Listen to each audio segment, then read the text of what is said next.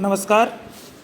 आज का हमारा विषय स्नातक द्वितीय वर्ष पाठ्यक्रम में निर्धारित बिहारी है।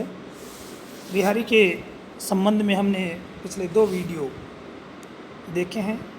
दोनों वीडियो में बिहारी का परिचय और उनके जो दोहे संकलित हैं उनका भावार्थ और उनके अर्थ को हमने समझा, हमने पढ़ा। 25 दोहे जो संकलित थे उन 25 के 25 दोहों का हमने उसका भाव क्या है, सौंदर्य क्या है, अलंकार योजना क्या है, इन सभी को समन्वित करते हुए उनका समग्र अध्ययन हमने किया। अब हम बिहारी पर कुछ समीक्षात्मक जो बातें होती हैं या कुछ प्रश्न पूछे जाते हैं जो अमूमन जो परीक्षाएं होती हैं उनमें जो बातें पूछी जाती हैं उस पर थोड़ा सा विचार करते हैं। बिहारी सतसई जो एकमात्र उनकी रचना है 713 दोहे उसमें हैं, उन सभी दोहों का जो विषय है उस विषय को लेकर के कुछ प्रश्न किए जाते हैं। एक प्रश्न हम पहले से ही सुनते हुए आ रहे हैं कि बिहारी सतसई में श्रृंगार, भक्ति, नीति की त्रिवेणी प्रवाहित होती है, सावधान स्पष्ट कीजिए। एक प्रश्न तो हमारे समक्ष ये आता है। उसके बाद दूसरा जो प्रश्न हमारे समक्ष जो आता है कि कवि बिहारी का काव्य सौंदर्य स्पष्ट कीजिए। अब काव्य सौंदर्य को जब हमें स्पष्ट करने की बात आती है तो उसमें भाव पक्ष और कला पक्ष 2 चीज़ें आती हैं। कई बार भाव सौंदर्य भी पूछ लिया जाता है, कई बार कला सौंदर्य भी पूछ लिया जाता है।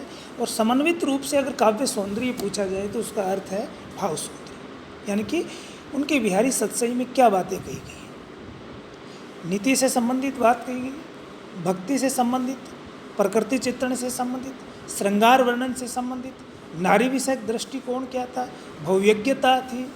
ये सारी जो चीज़ें हैं, सारे जो विषय हैं वो भावपक्ष के अंतर्गत आते हैं। उनकी भाषा शैली कैसी थी, कल्पना की समाहार शक्ति और समाज शक्ति कैसी थी भाषा की, और अलंकार योजना किस प्रकार की थी, ये सारे कला पक्ष में आते हैं। तो दोनों को मिलाकर के हम देखते हैं कि ये काव्य सौंदर्य बन जाता है। और इसी काव्य सौंदर्य में दूसरा जो प्रश्न हमसे पूछा जाता है, श्रृंगार, भक्ति और नीति की त्रिवेणी प्रवाहित होती है, ये भी इसी में समाहित हो जाता है। तो कुल मिलाकर के जो मोटी मोटी जो चीज़ें हैं जो सभी प्रश्नों के लिए कमोबेश हमें आवश्यक होती हैं, उनकी विशेषताएं हैं, उनके बारे में थोड़ा हम चर्चा करेंगे। बिहारी जी के काव्य में सबसे पहला जो विषय रहता है वो श्रृंगार वर्णन है, यानी कि श्रृंगार चित्रण में वो सिद्धहस्त थे, उन्हें पूर्ण सफलता मिली। और रीतिकाल का जो विषय भी था कि श्रृंगारिकता उसमें अतिशय वर्णन हुआ है, उसका प्रतिनिधित्व भी कवि बिहारी करते हैं।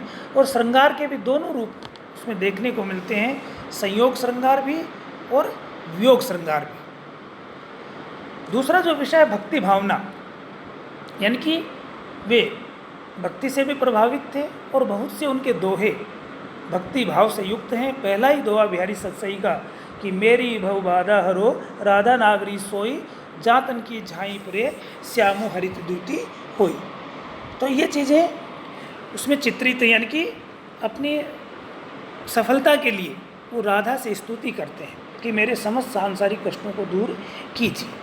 के बाद नीति का वर्णन। कवि बिहारी ससुराल भी रहे, ग्रामीण परिवेश में भी रहे, दरबार में भी रहे, और दरबार में रहते हुए, ग्रामीण क्षेत्र में रहते हुए, ससुराल में रहते हुए उन्होंने किस प्रकार से अनुभव किया, उस अनुभव के आधार पर नीति आधारित दोहे भी उन्होंने लिखे हैं। और ससुराल की स्थिति, घर जमाई की स्थिति का भी उन्होंने चित्रण किया है। इसके बाद भव्यज्ञता, ये बड़ा अच्छा विषय है और इसमें हम चर्चा करेंगे हमारे इसमें कि भव्यज्ञता। कवि बिहारी कहा जाता है कि जो कवि जितना ज़्यादा शास्त्र पंडित हो, जितना प्रतिभा संपन्न हो और ज्ञानवान हो, उसे विषयों की जानकारी बहुत ज़्यादा होनी चाहिए, तभी जाकर के कवि है वो पूर्ण रूप से सफल हो सकता है। उसे रेगिस्तान की जानकारी भी होनी चाहिए, तो उसे पहाड़ी क्षेत्र की जानकारी भी होनी चाहिए, उसे ज्योतिष शास्त्र की जानकारी भी होनी चाहिए, उसे राजनीति शास्त्र की जानकारी भी होनी चाहिए। तो अगर इस दृष्टि से देखें तो बिहारी जी इस मामले में बड़े ही पारंगत थे, सिद्धहस्त थे। उनके काव्य में चाहे आयुर्वेद हो, ज्योतिष हो, गणित हो, चित्रकला हो, इतिहास हो, पुराण हो, इन सभी का वर्णन देखने को मिलता है।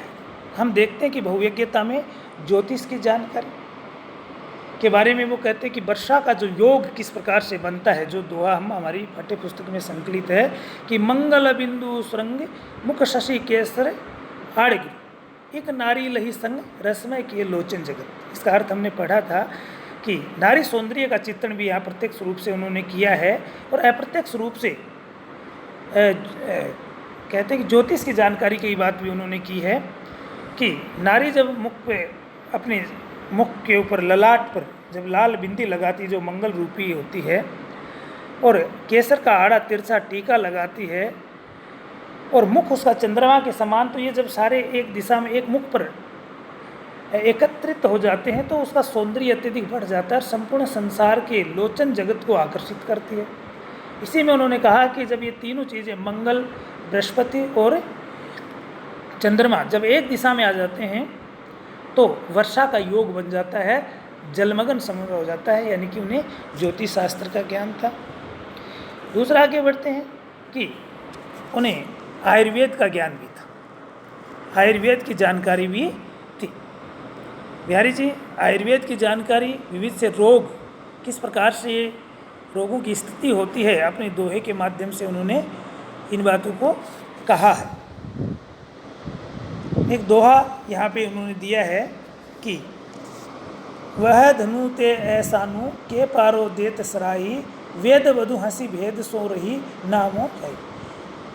तो इस प्रकार की स्थितियों का चित्रण उन्होंने किया, विभिन्न समय समय पर ज्वर का, बुखार का चित्रण किया है। राजनीति संबंधित जानकारी भी उनको है, यानी कि राजनीति में उनका एक दोहा बड़ा प्रसिद्ध है कि दुसह दुराजु प्रज्ञानु क्यों न बड़े दुख द्वंद अधिक आरोग्य करे मिली माउस के चंद।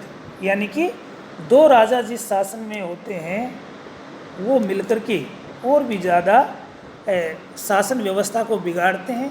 उसी प्रकार से जब चंद्रमा और सूर्य जब मिलते हैं तो दोनों के दोनों मिलकर के अंधकार व्यक्त, अमावस्या व्यक्त कर देते हैं। नीति शास्त्र की जानकारी के बारे में हमने अभी चर्चा की कि बहुत से दोहे उनके नीति शास्त्र से संबंधित थे। कहते हैं कि बसे बुराई जासू तन ताही को सन्मानो भलो भलो कहीं छोड़िए खोटे ग्रह चपका। इतिहास पुराण की जानकारी भी इनको थी। बिहारी ने यत्र तत्र इतिहास पुराण के ज्ञान का परिचय अपने दोहों में दिया है। महाभारत का प्रसंग उठाया, दुर्योधन की जल स्तंभन क्रिया आती थी उनको, इसके प्रभाव से वह सरोवर में जा छिपा, उसका चित्रण भी यहाँ पर उन्होंने किया। गणित की जानकारी भी थी। गणित की जानकारी का उनका दोहा बड़ा प्रसिद्ध है। कहते सबे बेंदी दे अंकु 10 गुणों होतु तिय ललार बेंदी दे अगणित बढ़तु उदोतु। कहते हैं कि जब किसी अंक के सामने बिंदी लगा दी जाती है तो वो 10 गुना बढ़ जाता है। एक के आगे बिंदी लगा दी 10 हो गई। लेकिन वो कहते हैं कि जब नारी के मुख पे बिंदी लगा दी जाती है तो उसका सौंदर्य और भी ज़्यादा बढ़ जाता है। इस प्रकार से जो बिहारी ने विभिन्न जो दोहे अपने लोक संबंधी जानकारी है। इसके बाद हम बिहारी की काव्य कला की बात करते हैं। काव्य कला में भाषा की समाज शक्ति, यानी कि छोटे से दोहे के माध्यम से उन्होंने गंभीर से गंभीर भावों को अभिव्यक्त करने का प्रयास किया है। चमत्कार प्रदर्शन उनकी भाषा में देखने को मिलता है। श्रृंगार रस की वर्णन की प्रधानता है, प्रकृति चित्रण है। इन सभी के बारे में हमने चर्चा कर ली थी। कुल मिलाकर के हम कह सकते हैं कि बिहारी रीति काल के रीति सिद्ध कवि हैं, जो एक श्रेष्ठ कवि के रूप में स्थापित हैं, जिनके बारे में प्रमुख रूप से अपने जो चर्चा की है वही प्रश्न पूछे जाते हैं, जिनमें इनकी जो विशेषताएं हैं वो श्रृंगार वर्णन, चाहे संयोग का हो चाहे वियोग का हो, भक्ति भावना, नीति की भावना, भव्यज्ञता में विविध जो विषय है, राजनीति शास्त्र की जानकारी, आयुर्वेद की जानकारी, ज्योतिष की जानकारी, नारी सौंदर्य का चित्रण, प्रकृति चित्रण किस प्रकार का उनके काव्य में हुआ है, कल्पना की समाज शक्ति कैसी है, भाषा शैली कैसी है, इन सभी के बारे में हमें गंभीरता से पढ़ना है। आपके समक्ष जो हमने जो नोट्स डाले हैं उनमें बड़े गंभीरता के साथ पढ़ते हुए बिहारी के बारे में आप समझ सकते हैं। धन्यवाद।